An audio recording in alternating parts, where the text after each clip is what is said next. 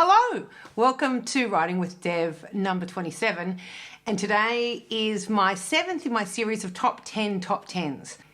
Today's top 10 is top 10 memoir writing tips. Number 10. Seriously, if you just listen to this is probably the most valuable piece of information that you're going to need to know.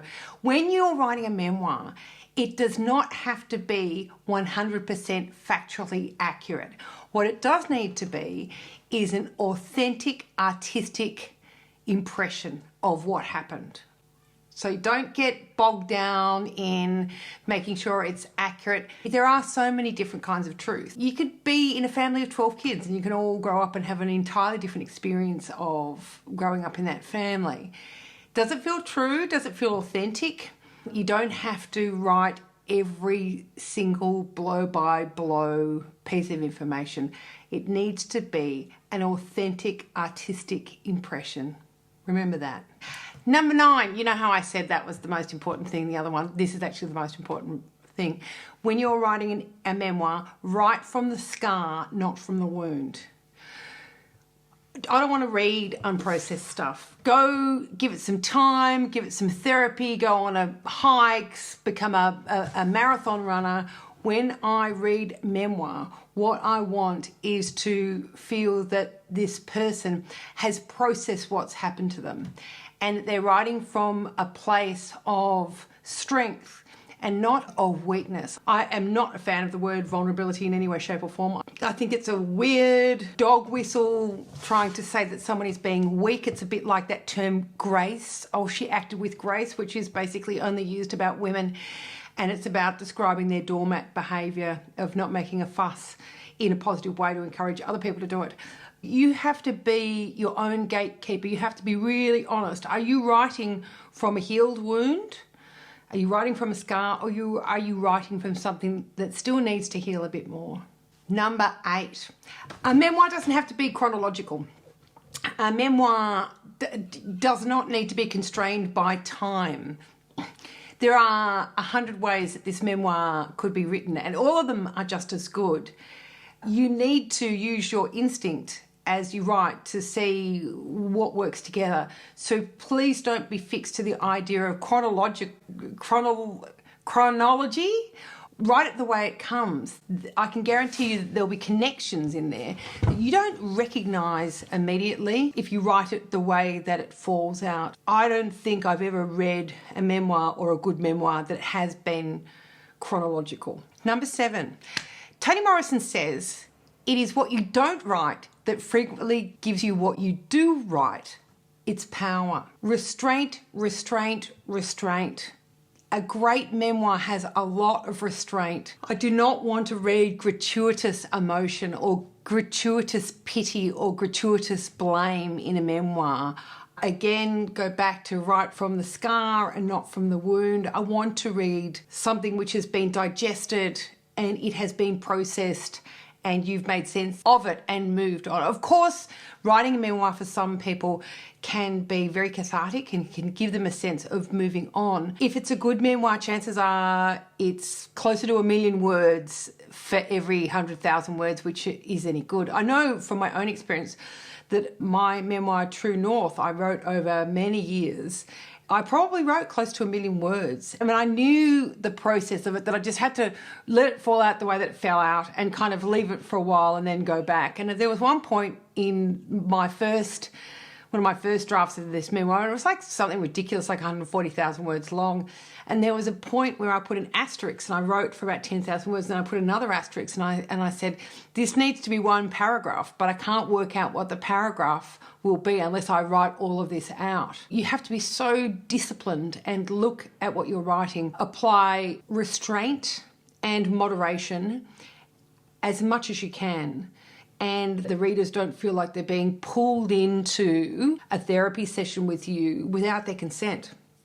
Yeah, there's horrible things that need to be described, but there's ways that you can describe them where the reader doesn't feel like they have to go in and save you. You don't want that. If you want that, you probably need to go to therapy. Number 6, in memoir, often there's a lot of very personal stuff, and that's the reality with memoir. I suggest that if you get to a point where you think that it might be a bit blamey, it might be a bit shamey, it might be a bit judgy, it might be a bit finger pointy, that you turn that into a general way of expressing it. For example, you could say something like, I grew up in the 70s, I suffered every form of abuse in this terrible family that I grew up in, under these, conditions where everybody was really stressed out. And you could name, blame and shame everybody. This person did that. This person did this to me this many times. This person did that to me. This person said that. This person withheld that. Or alternatively, you could get to that point, and if it feels a bit ouchy, if it feels a bit exposed, if it feels a bit unfair, if it feels a bit too much and you need to apply that restraint, you could turn that into a general point. You could say, like most children in the 70s, I was raised with benevolent neglect. But within that benevolent neglect, like all of us, like anyone will tell you, these kind of things were very common to children growing up in that time, or people experiencing whatever it is that they experience. You might pull out 1 or 2 examples to make a point, but don't feel that you need to. A lot of people feel that they want to tell their story, and there's ways of getting your story across for the readers to understand how this was significant to you without finger pointing, blaming and shaming. This is not to say that people shouldn't be called out for what they do. I totally agree with that. But I'm not sure whether a memoir is a place for that. I think that the court is a letter to that person or a discussion with that person, rather than writing it and putting it in the court of the public. It seems too much like grudge holding, and it seems too much like wanting people to jump on your bandwagon. Number 5, you want to write a memoir? That's great. You don't have to show it to anyone. Okay, wait. It might be great. You might show it to people eventually. You might write it and no one may see the first version. I see there's great value. If you want to write a memoir, you should. You will find it valuable and cathartic. Writing's a lot like therapy. It's about creating a narrative that makes sense to you. Don't not write the memoir because you're worried about what people will think about what you've written. But people may never even read it because you might want to show it to them. Your desire or your motivation to write a memoir may be extinguished entirely when you write it and you get it out of your system. The medicinal experience of writing is far more valuable than any prize, amount of money, high-profile publication that it's published in. So when you start, just don't write it for anyone, just write it for yourself to help you make sense of the world. If you choose to show it to other people, please do, but you really don't need to show it if you don't want to. And you don't need to show it now. You might find that you write something which is pretty raw, and you might leave it for a few months or a few years, and you can go back to it and go, yeah, I see how I've worked past that. I've worked past those really acute and raw feelings, and I'm ready to make it into something which tells my story but doesn't bring my readers into a therapy session without their consent. Number four. You don't know what'll upset people. I know that you'll go, I'm worried about legal consequences. I'm worried about what people will think. I'll worry about how people will react. Let's go back. Well, you don't have to show anyone. There's no gun to your head. You do not need to show anybody this memoir. If you feel that you need to write one or you'd like to write one, I thoroughly believe that you will get a lot out of it, no matter if you show people or if you don't. You might write it, you might put it in your drawer, leave it there, or you might pull it out. So if you pull it out, I'm worried about upsetting mum, I'm worried about upsetting dad, I'm worried about upsetting my kids or my ex or whoever it is, you'll know if it feels right and fair. If it feels right and fair, I really wouldn't run it past anyone. You can give it to people to read. You can say, I just want you to know I'm publishing this. If you've written it, they don't need to see it unless you want them to see it. You might say, I want you to know how I felt there. good and bad. You don't know what will upset people. Don't assume that you know. Don't assume that they will know either. They might be very relieved. You may write in a very truthful way, which might really resonate with them, or you might write something so accurate that even though you might think that it might sound quite negative, they might see it as quite positive because they think that they acted much worse and they should come off much worse than what you write. You do not know how people will react. I can promise you that right now. There are many truths. If they want to, they can write their own memoir. No gun to their head, no gun to yours. Sometimes I think that everybody should just write a memoir. No one can ever see it, just them.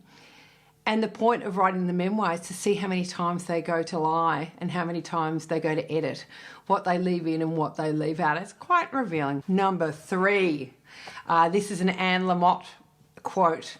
If people wanted to be written about more positively, then they should have behaved better. That's the truth. If this happened and it's accurate and it's true, well, they did it. Make sure that you're applying restraint because you'd much prefer to come off as magnanimous and a bigger person by hinting and suggesting rather than putting down a list of grievances. Number 2, please keep in mind that a good memoir is not a biography. It's not a shopping list. A good memoir has a theme or two and uses your life experience to illustrate how that theme has operated in your life. And if you think about the millions of themes that you could use to hang your memoir on and your memories and your anecdotes, it's kind of the lens that you see your life or this part of your life through. It could be family, it could be food, it could be your body, it could be the country that you grew up in, it could be a war that defines you, it could be abuse that you suffered, it could be love that you've experienced. The amount of themes are, of course, they're endless. It's really relevant that if you've got to a point where you want to write a memoir and you say, I want to write about sport and my body and how they've interacted and how it shaped me as a person, that's really says a lot about all of the other things which haven't even popped up as significant. A good memoir is not a biography. Number 1, you don't have to give specific weight to certain things that you think you should. Sometimes people come into my gunners and extraordinary things have occurred. They might have had a father who died through suicide. They may have lost legs in a truck accident. They could have accidentally set their house on fire as a child. They could have become a member of Mensa when they were 7. They might have finished their first degree at the age of 12. They may have grown up in a household that had 100 cats in it. Sometimes people respond to those things and they seem super significant. And I think that sometimes when people go to write their memoir, they feel that they should not only include them, but give them a certain amount of weight, which other people have suggested that they deserve. You don't have to. There are things that have occurred in a lot of people's lives and they could have occurred for many years or could have been a day, but they mightn't be relevant in your memoir. If you survived an extraordinary childhood cancer or if you were the first person to land on the moon, but that's not what you want to write about, feel free to leave it out and don't think, I suppose I better write about it. It's like, if you think I suppose, like what might be really significant is a tree outside your house or a pair of shoes that you owned or a pet that you had. Sometimes people come along to my gunners and they want to write about, just this little bird that used to fly onto my window or whatever it is. And then they'll say, I was the surviving member of a set of quintuplets or something. So I should probably write about that because other people think that's significant. No, if it hasn't left a lasting impression on your life that has defined you, it hasn't. Like I've had a lot of boyfriends and there's a couple of guys I went out with like for a long time that I can barely remember. So insignificant. And they weren't bad, they didn't make me, they didn't form me in any way, shape or form. Yet there's some other relationships that I had, several, that were very short, that really formed me as a person. So the length or the kind of the formal idea of whether a certain subject should be important in your memoir should not determine what you write. Please keep this in mind as you write your memoir. And I really hope that you do, and I hope that you share it if you want, and you keep it away from everybody else's eyes, and it gives you some clarity about who you are and the life that you have led. The heaviest burden a child carries is the unlived life of their parents. That's a Carl Jung quote.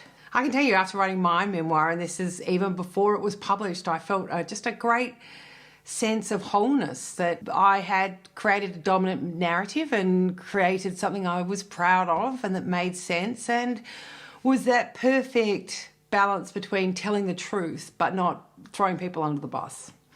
Because hell is truth seen too late, and the truth, my darling, will set you free. Thanks for joining me again today. There's a link in the comments to all my other online classes, and to show you ways you can donate to my little cry for help, because every time you spend $1, you are voting on how you want the world to be.